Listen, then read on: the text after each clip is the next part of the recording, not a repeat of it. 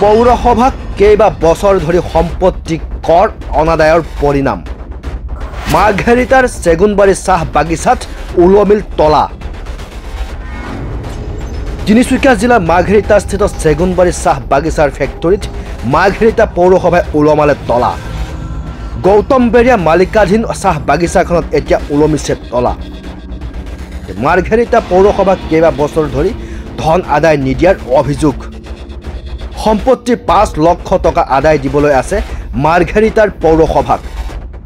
কেইবাবাৰো জাননী দিয়াৰ পাছতো চাহ বাগিচা কৰ্তৃপক্ষ অৱহেলা কৰাত চূড়ান্ত জাননী দি 10 দিনৰ সময় ধাৰ্য কৰি দিছিল কিন্তু নিৰ্দিষ্ট সময় উকলি যোৱাৰ পাছতো পৌৰসভাৰ জাননী গুৰুত্ব নিদিয়াত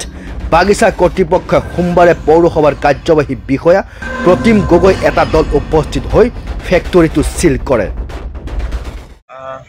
তেওঁলোকে একচুৱেলি আমাৰ প্ৰপাৰ্টি টেক্স দিয়া নাছিলে এতিয়া 2018 চনৰ পৰা আমাৰ মাৰ্ঘেৰিটা মিউনিচিপাল বৰ্ডত প্ৰপাৰ্টি টেক্স লাগু কৰা হৈছে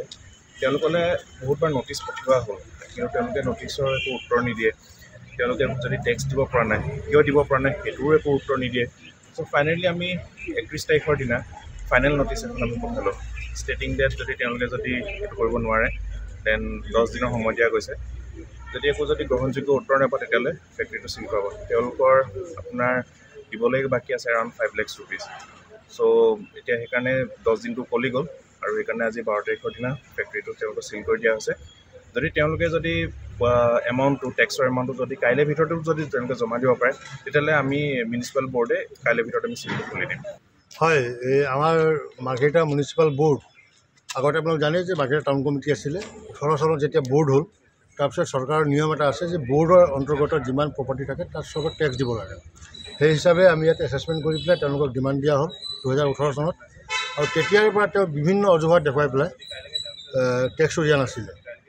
আজি 6 মাহমান আগতে মই তেখেতৰ লগত ব্যক্তিগতভাৱে বহি পেলাই তেওঁৰ লগত আলোচনা মিলিত হ'লোঁ তেওঁ ক'লে যে আমাৰ এছেছমেণ্টটো ভুলকৈ হৈছে তাৰপিছত তেওঁলোকৰ ৰিপ্ৰেজেণ্টেটিভ আমাৰ ইঞ্জিনিয়াৰ মিলি পেলাই ৰিএছেছমেণ্ট কৰিলে ৰিএছেছমেণ্ট কৰি পেলাই তেওঁক ডিমাণ্ডটো দিয়া হ'ল সেই ডিমাণ্ডটো তেওঁ দিবলৈ নিদিলে ফলত লাষ্ট আমি যোৱা 1 তাৰিখে এটা নটিচ দিলোঁ যে 10 দিনৰ ভিতৰত যদি পইচাটো নিদিয়ে আমি বিহিত ব্যৱস্থা গ্ৰহণ কৰিম আৰু সেই হিচাপে আমি কপিটো আমি কেছটো চিভিল এডমিনিষ্ট্ৰেটৰক চমজাই দিলোঁ কাৰণ আজিকালি 15 ফাইনেন্স কমিশ্যন যিটো মেণ্ডেট আছে মাৰ্ঘেৰিটাৰ পৰা মিথুন বৰুৱাৰ ৰিপৰ্ট মাই নিউজ এনি